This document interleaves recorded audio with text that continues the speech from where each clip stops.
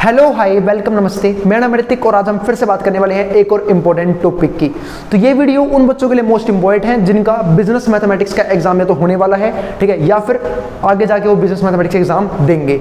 मतलब क्या, या तो वो बीकॉम प्रोग्राम के बच्चे हैं या फिर वो बीकॉम ऑनर्स कर रहे हैं, क्योंकि दोनों में ये सब्जेक्ट कॉमन है बिजनेस मैथमेटिक्स। बस फर्क इतना है कि बीकॉम में ये जो है प्रोग्राम में वो है सेमेस्टर 2 में और ऑनर्स में ये सब्जेक्ट सेमेस्टर 4 में है। आई बात समझ में?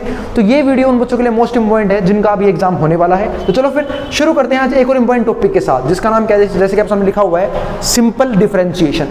सिंपल डिफरेंशिएशन के ऊपर मैं पहले ही बहुत सारी वीडियोस बना चुका हूं। अब मैंने शुरुआत करी थी एप्लीकेशंस ऑफ सिंपल डिफरेंशिएशन। मतलब क्या कि हम बिजनेस और इकोनॉमिक्स में सिंपल डिफरेंशिएशन को कहां पे यूज करेंगे, जिसके ऊपर मैंने लास्ट वीडियो में समझाया था प्राइस इलास्टिसिटी ऑफ डिमांड। लेकिन इस वीडियो में बात करने वाले हैं प्राइस इलास्टिसिटी ऑफ सप्लाई के बारे में।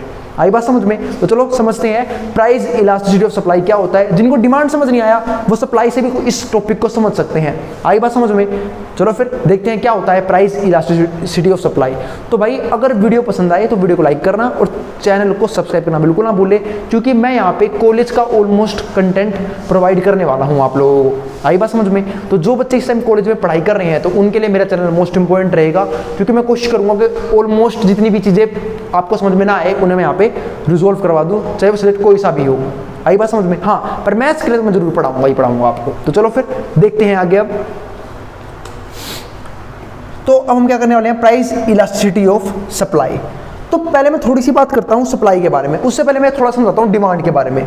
सबको याद होता है मैंने पिछली वीडियो में आपको डिमांड समझाया था। तो डिमांड, पहली बात तो इस प्राइस इलास्टिसिटी को समझने से पहले हमें समझना होगा सप्लाई को, पर उससे पहले हम थोड़ा सा डिमांड के ऊपर बात करते हैं। तो सबको याद होगा मैंने एक रिलेशन बताया था डिमांड और प्राइस के बीच में, और कैसा रिलेशन था वो? Negative relation. मतलब डिमांड और प्राइस में नेगेटिव रिलेशन होता है। डिमांड का मतलब क्या होता है? मांग। तो अब बात है नेगेटिव रिलेशन का मतलब क्या है? इसका मतलब ये है कि अगर किसी चीज के, अगर किसी वस्तु के, ठीक है, यानी किसी भी चीज के, मतलब चाहे वो गुड्स हो चाहे सर्विसेज हो, ठीक है, कोई भी कमोडिटी, अगर उसके प्राइस बढ़ गए तो उसकी डिमांड अपने आप ही क्या हो जाएगी? कम हो जाएगी, है ना। जैसे अगर मैं आपको बोलूं कि किसी चीज़ के प्राइस बढ़ा दिए गए हैं तो क्या आप उसकी डिमांड करोगे उतनी जितनी पहले करते थे? नहीं करोगे। इसका मतलब क्या है? अगर किसी चीज़ के प्राइस बढ़ गए तो डिमांड क्या हो जाएगी? उसकी कम हो जाएगी। ऐसा क्यों होता है? क्योंकि हमारी परचेजिंग पावर क्या होती है? कम हो जाती है। इसके साथ साथ तो ये इकोनॉमिक्स का टर्म्स था, तो मैं उस डिटेल में बात नहीं करूँगा, क्योंकि मैं फिलहाल मुझे ये मैथ्स में पढ़ाना है। आई बात समझ में? तो डीप में आपने इकोनॉमिक्स में पढ़ाई होगा। तो सिंपल सी बात है, अगर किसी का प्राइस बढ़ गई तो मेरी परचेजिंग पावर कम हो जाएगी, जिसकी वजह से मैं डिमांड कम करूँगा। तो और ऐसे ही जैसे मान लो, मैं आपको एग्जांपल देता हूँ, एक कॉमन सा एग्जांपल देता हूँ। मान लो, ठीक है, और ध्यान रखना डिमांड की जब भी बात करते हैं तो हम बात करते हैं कंज्यूमर पॉइंट ऑफ व्यू से। आई बात समझ में? मान लो कि भाई मैं चाहे कोई सा ही फ्रूट खाता हूँ, मान लो मैं सेब खाता हूँ, ठीक है, और मान लो अगर सेब पहले थे 50 रुपीज़ पर केजी, 50 रुपीज़ पर केजी, लेकिन मेरे को बेचारा मेरे घर वाले देते थे सिर्फ 100 रुपये, है ना। अब मैं बेचारा सा, मेरे को सिर्फ मिलते थे 100 रुपये पॉकेट मनी, ठीक है। तो और सेब है कितने? 50 रुपये पर केजी। तो मैं कितनी कोशिश कर लूँ, मैं 2 किलो से फालतू सेब खा ही नहीं सकता। क्यों? मेरे पास पैसे ही 100 रुपये हैं। आई बात समझ में? हाँ, मैं उठाने की बात नहीं कर रहा भाई, खरीदने की बात कर रहा हूँ। आई बात समझ में? तो मैं 50 रुपये के हिसाब से 100 रुपये में से 2 ही केजी सेब खा लूँगा। लेकिन हुआ क्या भाई, सेब का अकाल पड़ गया, ठीक है, सेब खत्म हो गए, और मुझे सेब बहुत पसंद है, तो अब सेब हो गया 100 रुपये किलो, 100 रुपये किलो। तो अब मैं चाहे कितना महंगा लगा लूँ, अब क्या हुआ? प्राइस बढ़ गए। अब प्राइस बढ़ने की वजह से मेरी परचेजिंग पावर कम हो गई है, तो मेरे पास 100 रुपये, घर वालों मेरी पॉकेट मनी तो बढ़ाई ही नहीं, बस सेब के प्राइस बढ़ गए। अब ये तो एक तरीका है कि मैं शिफ्ट कर जाऊँ, मैं सेब ना खाऊँ, कुछ और खा लूँ सस्ती चीज़, लेकिन मुझे सेब ही पसंद है, तो भाई अब सेब को चाह के भी 1 ही किलो ले पाऊंगा। तो अब मैं डिमांड कितनी कर पाऊंगा? सिर्फ 1 किलो। क्यों? क्योंकि मेरे पास पैसे वही हैं, प्राइस बढ़ गए तो मैं उस चीज़ की कमोडिटी कम कर दूंगा। आई बात समझ में? तो ये था हमारा डिमांड का एक एग्जाम्पल कि भाई अगर प्राइस बढ़ गए तो डिमांड अपने आप ही हो जाएगी, कम हो जाएगी, ठीक है। लेकिन अगर प्राइस कम हो गई, सोचो सेब 50 से 100 की बजाय 50 से 25 का हो गया, मेरी तो मौज हो गई। अब तो मैं सेम पैसे में 4 किलो सेब खाऊंगा, कोई रोक लेगा 4 किलो खाने से, है ना। 25 चौक 100, आई बस 4 किलो सेब खाऊंगा। तो प्राइस कम हो गई, डिमांड बढ़ा दी मैंने। क्यों? क्योंकि जैसे ही प्राइस कम हो गई मेरी परचेजिंग पावर बढ़ गई। आई बात समझ में? तो इसे क्या हुआ? डिमांड बढ़ गई। इसे बोलते हैं negative relation between price and demand. अगर प्राइस बढ़ेगा तो डिमांड कम हो जाएगी, प्राइस कम हो जाएगा डिमांड बढ़ जाएगी। समझ में आ गई इतनी बात? अब ऐसे हमें समझना है। तो ये बात तो करी थी मैंने पिछली वीडियो में भी, डिमांड के बारे में। लेकिन अब मुझे बात करनी है प्राइस इलास्टिसिटी ऑफ सप्लाई। तो पहले सप्लाई को समझते हैं, बाद में समझेंगे प्राइस इलास्टिसिटी क्या होता है। पहले सप्लाई को समझते हैं। पर जब हम सप्लाई की बात करते हैं हम समझते हैं प्रोड्यूसर के पॉइंट ऑफ व्यू से। प्रोड्यूसर बोल लो, सेलर बोल लो, ठीक है, जो सामान बेचता है उसके पॉइंट ऑफ व्यू से। तो एक सिंपल सी बात है, अगर मैं एज अ सेलर सोचूं तो मैं अपनी कमोडिटी को कब सेल करने की कोशिश करूंगा, जब उसके प्राइस मार्केट में हाई होंगे, क्योंकि तो मुझे ज़्यादा रिवेन्यू मिलेगा, यानी कि ज़्यादा प्रॉफिट मिलेगा। इसका मतलब क्या है कि मैं अपनी चीज़ जब बेचूंगा जब मुझे उसके मैक्सिमम प्राइस मिल रहे होंगे। तो एक सिंपल सी बात है, सेलर क्या सोचता है कि अगर प्राइस बढ़ेंगे तो मैं ज़्यादा कमोडिटी सेल कर दूंगा, अगर प्राइस कम हो गए तो मैं कम कमोडिटी सेल करूंगा। इसको हम क्या बोलते हैं, सप्लाई। क्या बोलते हैं, सप्लाई। तो सप्लाई और प्राइस में क्या होता है, पॉजिटिव रिलेशन। लेकिन प्राइस बढ़ गया ज़्यादा चीज सप्लाई होगी, प्राइस कम हो गया कम चीज सप्लाई होगी। आई बात समझ में। जैसे हमने देखा होगा, अगर कई बार सप्लाई, अगर कई बार क्या नाम है, प्राइस गिर जाते हैं तो जो प्रोड्यूसर होते हैं वो चीज़ों को स्टॉक में रख लेते हैं, मतलब स्टॉक में रख लेते हैं, बेचते ही नहीं है। और फिर जैसे प्राइस मार्केट में हाई होते हैं फिर उससे बेचना शुरू कर देते हैं। इसे क्या बोलते हैं, relationship between price and supply. और एक ऐसा रिलेशन होता है पॉजिटिव रिलेशन। यहाँ पे क्या था, नेगेटिव रिलेशन, और यहाँ पे क्या होता है, पॉजिटिव रिलेशन। आई बात समझ में। तो चलो हमने ये तो समझ लिया भैया कि डिमांड क्या होता है और सप्लाई क्या होती है, लेकिन आप तो बात करने वाले थे प्राइस इलास्टिसिटी ऑफ सप्लाई के बारे में। तो भाई प्राइस इलास्टिसिटी का मतलब होता है, यही होता है कि सप्लाई को प्राइस किस तरह से इफेक्ट करेगा। मतलब अगर मैं इसकी डेफिनेशन की बात करूं तो इस बात का मतलब ये होता है, ठीक है, कि change in quantity supplied according to change in price. मतलब जिस हिसाब से प्राइस में चेंज आ रहा है तो क्वांटिटी सप्लाइड में क्या चेंज आने वाला है, इसे हम क्या बोलते हैं, प्राइस इलास्टिसिटी ऑफ सप्लाई। आई बात समझ में, ठीक है। अब फॉर्मूले को समझते हैं। तो उम्मीद आपको समझ आ गया प्राइस इलास्टिसिटी ऑफ सप्लाई किसके ऊपर काम करता है, ठीक है, ध्यान रखना।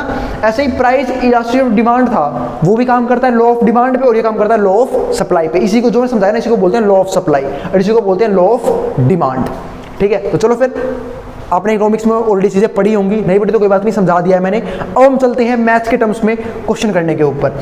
अब बात है भैया इलास्टिसिटी ऑफ, ठीक है, प्राइस इलास्टिसिटी ऑफ सप्लाई का फॉर्मूला क्या होता है। तो फॉर्मूला ये आपके सामने लिखा हुआ है, delta x upon delta P multiply P by x. यहाँ पे डेल्टा एक्स का मतलब क्या होता है, चेंज इन एक्स, यानी कि चेंज इन एक्स का मतलब क्या है, यहाँ पे चेंज इन क्वांटिटी सप्लाइड, कि क्वांटिटी सप्लाई में कितना चेंज आया according to change in price. और मल्टीप्लाई में क्या होगा, पी बाई एक्स, यानी कि पी हमारा ये वाला क्या है, इनिशियल प्राइस, और ये वाला हमारा क्या है, इनिशियल क्वांटिटी सप्लाइड, ठीक है, शुरू में कितनी क्वांटिटी सप्लाई की जाती थी।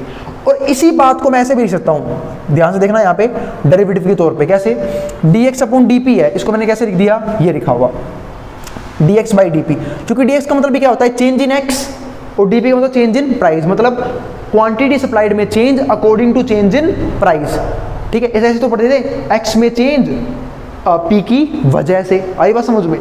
तो यही हो गया हमारा, इसको मैंने इस फॉर्म में चेंज कर दिया और p बाई एक्स हमारा यूं का यूं रह गया।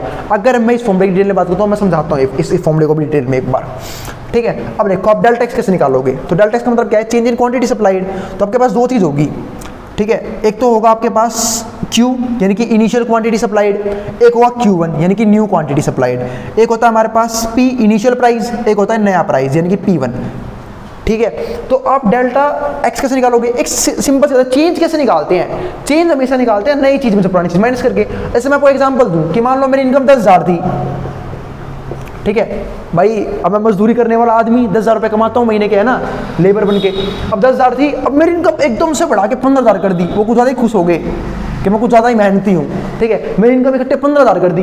अब बात है चेंज कितने का आया, तो कोई बोल देगा 5,000 का, कैसे निकालना, नई वाली चीज में से पुरानी वाली चीज माइनस कर दी, यानी कि 15,000 में से 10,000 माइनस कर दिए, क्या आ गया, चेंज, कि तेरी इनकम में कितने का चेंज आया। इनकम छोड़, वेजेस, इनकम तो भाई साहब प्रोफेशनल लोगों की होती है, ये हमारे क्या है वेजेस, क्योंकि मैं दिहाड़ी मजदूर हूँ ना, तो वेजेस मिलते हैं हमें, तो ठीक है। तो ये आ गया हमारे पास, आई बात समझ में, कितना आ गया चेंज, 5,000 रुपये का। सेम ऐसे यहाँ पे हुआ, ठीक है। तो अगर कोई आपसे पूछे डेल्टा क्यू निकालना है यहाँ से, यानी कि चेंज इन क्वांटिटी सप्लाइड, तो कैसे निकालोगे, Q1 माइनस में Q, ये क्या आ गया हमारे पास, डेल्टा Q या फिर डेल्टा एक्स।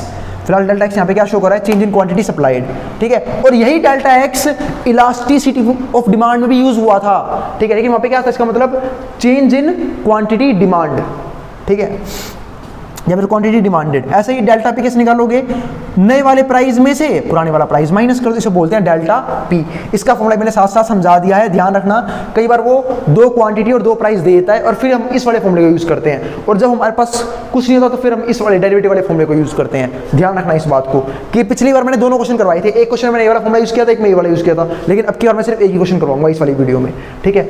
तो ये था हमारा एक और तरीका। तो इससे कैसे पता लगेगा, अब देखो फॉर्मूला कैसे बनता है, ऐसे बनता है। ऊपर तो क्या आएगा, चेंज इन क्वांटिटी, नीचे कितना आ गया हमारे पास, इनिशियल क्वांटिटी, कि कितनी क्वांटिटी की वजह से चेंज आया है। फिर नीचे क्या आएगा, change in price, P1 minus में P, और नीचे क्या आ गया हमारे पास, इनिशियल प्राइस, ठीक है। अब क्योंकि चेंज होने के नीचे इनिशियल चीज़ भी होनी चाहिए। अब इसे हम क्या बोलते हैं, डेल्टा क्यू, ठीक है। और इसे हम बोलते हैं सिर्फ क्यू, इसे हम बोलते हैं डेल्टा पी, इसे हम बोलते हैं सिर्फ पी। पी ऊपर जाके मल्टीप्लाई हो गया तो ये बन गया हमारा पी मल्टीप्लाई में डेल्टा क्यू, और इसकी इससे हो जाएगी, मैथ आते हैं ना आप लोगों को, मैथ में यही होता है, इसकी इससे हो जाएगी, इसकी इससे हो जाएगी, तो क्या हो जाएगा हमारे पास ये क्यू मल्टीप्लाई में डेल्टा पी। यही बन गया फॉर्मूला। देखो यार आपके सामने, delta Q upon delta P. Q का मतलब क्या है, वही यार क्वांटिटी सप्लाइड, एक्स का मतलब भी वही है, ठीक है। और पी अपॉन पी और क्यू, क्यू की जगह नीचे क्या है, क्वांटिटी। बस ध्यान रखना एक्स क्वांटिटी यूज कर रहा हूँ यहाँ पे, और यहाँ पे एक्स है उसकी जगह, बस इतना सा फर्क है। तो ये था फॉर्मूले की एक्सप्लेनेशन जो मैंने पिछली वीडियो में भी करवाई थी। अब क्वेश्चन पे आते हैं। तो यहाँ से आप ये तो समझ गए कि फॉर्मूला बना कैसे है, इलास्टिसिटी ऑफ सप्लाई का या फिर इलास्टिसिटी ऑफ डिमांड का। आई बात समझ में। चलो फिर अब क्वेश्चन करते हैं, ठीक है। क्वेश्चन में क्या लिखा हुआ है, the weekly supply of butter depends on the price. अब हम क्वेश्चन करेंगे, एक क्वेश्चन करते ही वीडियो खत्म हो जाएगी। उम्मीद है आपको समझ में आ गया होगा। फिर भी कोई भी डाउट रह जाए तो आप नीचे कमेंट बॉक्स में कमेंट कर सकते हैं, हो सकता है मैं उस टॉपिक पे, उस आपके डाउट पे एक सेपरेट वीडियो बना दूं। आई बात समझ में, ठीक है। तो आप एक कमेंट बहुत वैल्यूएबल है, कोई भी दिक्कत हो आप नीचे कमेंट कर सकते हैं, क्योंकि आपको समझ नहीं आएगा तो फिर पढ़ाने का कोई फायदा नहीं है। आई बात समझ में, ठीक है। तो मेरे को जरूर हिंट करें कि आपको कहाँ दिक्कत हो रही है। अगर कोई दिक्कत लग रही हो तो आप उसके लिए भी कमेंट कर सकते हैं, कोई भी सजेशन हो आप उसके लिए भी कमेंट कर सकते हैं। चलो फिर देखते हैं आगे। अब एक क्वेश्चन करते हैं यहाँ पे, ये तो समझा दिया मैंने, प्राइस इलास्टिसिटी ऑफ सप्लाई क्या होता है। अब क्वेश्चन में क्या लिखा हुआ है, द वीकली, और इस फॉर्मूले को याद रखना, जिनको ये बात समझ में नहीं भी आई है फॉर्मूले को याद रखना, आराम से क्वेश्चन हो जाएगा। देखो क्या लिखा हुआ है, the weekly supply of butter, जो वीकली सप्लाई है किसका, बटर का, कोई के में पानी आ गया होगा, मक्खन है ना, एक्स के जी, डिपेंड्स ऑन द प्राइस, वो किस पे डिपेंड करता है, प्राइस पे, भाई ठीक है। रुपीज पी पर के जी, जो प्राइस क्या है, पी पर के जी है, according to x, according to मतलब ये रहा फॉर्मूला ये रहा हमारे पास, ठीक है। वीकली सप्लाई का फॉर्मूला ये रहा, x equals to 100 under the root p minus 12 plus में 150। Determine the price elasticity of supply, मतलब हमसे पूछ रहा है कि तू प्राइस इलास्टिसिटी ऑफ सप्लाई बता दे। अगर प्राइस था 21 हो तो, अगर तेरा प्राइस क्या हो 21 हो तो मैंने देखा मैं प्राइस इलास्टिसिटी ऑफ सप्लाई तो बता दूंगा, मुझे मात्र 4 चीज़ बता दे, बस 4 चीज़ का 2 चीज़ बता दे, एक तो ये बता दे, एक ये बता दे। आई बात समझ में, या फिर अगर ये अलग अलग निकालना है तो यही बता दे और यही बता दे। तो मैंने देखा कि भाई देखो डेल्टा एक्स डेल्टा पी निकालना तो पॉसिबल है नहीं, तो मैंने काम कर लिया, मेरे पास पी दे रखा है उसने 21, पी दे रखा है 21, अगर पी 21 है तो सबसे पहले फॉर्मूला लिखते हैं, काम करते हैं, पहले फॉर्मूला लिखते हैं। फॉर्मूला क्या है, एक्स इक्वल्स टू 100, ये फंक्शन था, पी माइनस में 12 प्लस में 150। अब मैं यहाँ से एक बात समझ गया, मेरे पास प्राइस क्या दे रखा है उसने 21 रुपये। अगर मेरे पास प्राइस 21 है तो सब बोल देंगे क्या मैं क्वांटिटी नहीं निकाल सकता, मतलब क्वांटिटी सप्लाई नहीं निकाल सकता हूँ, क्योंकि वो x है और x के लिए मैं आराम से निकाल सकता हूँ। मुझे अगर p गिवन है तो p कितना गिवन है 21, उठा के पुट कर दो ना यहाँ, p की जगह 21 तो बस आंसर आएगा अपने आप ही। तो अब q निकालना है मुझे, तो q का फॉर्मूला क्या बनेगा, q यानी कि x, क्वांटिटी सब x निकालना है हमें यहाँ पे, तो x क्या आ जाएगा हमारे पास 100 p माइनस 12। अब p के लिए कितनी है 21, तो यहाँ पे क्या आ जाएगा 21 माइनस में 12 प्लस में 150, यहाँ पे 100 ही होगा यूं। अब 21 माइनस 12 कितने हो गए, सबको पता है 9, घटाना तो आते होगा आप लोगों को, 21 में से 12 का 9 आ गया। अब 9 को मैं क्या लिख सकता हूँ 3 इंटू 3, और मुझे पता है रूट में से जोड़े बाहर आते हैं, एक 3 बाहर आ जाएगा, या फिर ये समझ लो ये था 9 को लिखता हूँ मैं 3 का स्केयर, स्केयर से रूट कैंसिल हो जाएगा, क्यों, क्योंकि स्केयर रूट और आपस में क्या होते हैं इनवर्स फंक्शन, और प्लस में क्या रहेगा हमारे पास ये वाला 150। अब 100 गुणा में 3 कितना हो गया 300, 300 प्लस में 150 कितना हो गया 450। ये आ गया हमारे पास क्वांटिटी सप्लाइड, यानी कि x आ गया हमारे पास, ठीक है, x भी आ गया, प्राइस भी आ गया। चलो 2 चीज़ तो पता कर ली, अब मुझे क्या निकालना है dx बाई dt। अब मुझे ये चीज़ और चाहिए, अभी इस तरीके से तो मैं निकाल नहीं पा रहा, क्योंकि इसको निकालने के लिए ध्यान रखना 2 चीज़ चाहिए। डेल्टा x निकालने में मुझे क्या चाहिए, इनिशियल क्वांटिटी भी और नई क्वांटिटी भी। डेल्टा p निकालने के लिए मुझे इनिशियल प्राइस भी चाहिए और नया प्राइस भी। ऐसा तो कुछ दे नहीं रखा उसने, सिर्फ प्राइस दे रखा है, एक सिंपल सा ₹21। तो मैंने देखा क्यों ना मैं ये निकालूं dx अपॉन dt। बात है क्या भाई मैं ये निकाल सकता हूँ, बिल्कुल निकाल सकता है मेरे भाई। तेरे पास x का फंक्शन दे रखा है, ये रहा तेरे पास फंक्शन, डेरिवेटिव कर दे इसका। इसका मतलब क्या होता है x में चेंज और p की वजह से इसका मतलब डेरिवेटिव चलेगा p के रिस्पेक्ट में, तो बस डेरिवेटिव कर दे। तो differentiate with respect to price, derivative कर रहा हूँ p के रिस्पेक्ट में, तो यहाँ पे क्या हो जाएगा x का 1 तो हो जाएगा क्योंकि x का डेरिवेटिव क्या होता है 1। डिफरेंशिएशन ऑलमोस्ट मैंने खत्म करवा दिया बेसिक कंसेप्ट के साथ। x का हो गया 1 पर इनटू में क्या आएगा dx अपॉन dp, क्यों? क्योंकि x में x का डेरिवेटिव किया गया है p के रिस्पेक्ट में, इसलिए क्या आएगा dx अपॉन dp। याद है ना dy बाई dx, जब y में चेंज होते थे x की वजह से तो करके dy बाई dx, यहाँ पे x में चेंज हुआ है p की वजह से तो dx अपॉन dp। सो तो कांस्टेंट है, वो भी मल्टीप्लाई में, तो जब भी कांस्टेंट मल्टीप्लाई डिवाइड में हो तो वो यूं का यूं रहता है, तो यूं का यूं रह गया। और अब करना है मैं इसका डेरिवेटिव, तो इसका डेरिवेटिव समझते हैं। तो इसको देखो x की नज़रों से, क्यों? क्योंकि अगर यहाँ x होता तो भैया तब तो मैं डेरिवेटिव कर चुका होता, हम सबको पता है। क्यों? क्योंकि रूट x के डेरिवेटिव का फॉर्मूला होता है, क्या होता है 1/2 रूट x। पर दिक्कत है यहाँ x है नहीं ना, तो मैं यहाँ पे इसे x मान लूंगा, क्यों? ताकि मैं चेन रूल लगा सकूं। तो बस क्या हो जाएगा डेल्टा x का रूट x का 1/2 रूट x, और x की जगह है जिसे x मान रखा है यानी कि p माइनस में 12। अब मल्टीप्लाई में इस x मानना था थोड़ी, अब इसके x अब इसका डेरिवेटिव करेंगे अलग से, तो p का क्या हो जाएगा 1, क्योंकि p का डेरिवेटिव हो रहा है p के ही रिस्पेक्ट में, जैसे x का होता है x के रिस्पेक्ट, तो p का क्या हो गया 1 और 12 कांस्टेंट है वही माइनस में 0 हो जाएगा। तो 1 लिखूँ चाहे ना लिखूँ फर्क पड़ता ही नहीं है, तो छोड़ो इसे। प्लस में कितना आ गया 150। अब मुझे पूरा सोल्व करना होगा तो dx अपॉन dp की वैल्यू आएगी, तो 100 मैंने यूं का यूं रख के छोड़ दिया, यहाँ पे 2। अब रूट में से देखो, ध्यान से देखना p की वैल्यू कितनी है मुझे दे रखे 21, जब p 21 है यहाँ पे 21 पुट हो जाएगा, 21 में से 12 गए 9 आ गया, और 9 का रूट कितना हो जाएगा फिर से 3, है ना, क्योंकि 9 क्या लिख दूंगा मैं 3 का स्क्वायर, और उस स्क्वायर से रूट कैंसिल हो जाएगा, क्या बच जाएगा सिर्फ 3, और 3 गुणा में 2 कर लेंगे बाद में, 150 कर ही लेता हूँ। 3 गुणा में 2 कितना हो गया 6। अब कट रहा है क्या? ये कट रहा है वैसे तो, ये 3 से काट सकते हैं हम इसे, ठीक है। तो 2 से काटूंगा तो ये कट जाएगा हमारा 3 पे, ये कट जाएगा हमारा कितने पे 50 पे, तो ये आ गया हमारे पास 50/3। और सॉरी यहाँ पे ध्यान से देखना, ये तो मैंने कोई डेरिवेटिव कर दिया था, यहाँ पे 50/3 ही रहेगा सिर्फ, क्योंकि 150 का डेरिवेटिव क्या हो जाएगा 0, ध्यान रखना इस बात का। इसका डेरिवेटिव करना भूल गए थे हम, इसका डेरिवेटिव कर दिया हमने पूरे का, ठीक है। और ये हमारा कांस्टेंट था ना वही प्लस में, तो कांस्टेंट का डेरिवेटिव क्या हो जाएगा 0, तो 0 हो जाएगा पूरा। तो क्या आंसर आएगा यहाँ पे सर 50/3, ये क्या आ गया dx/dp।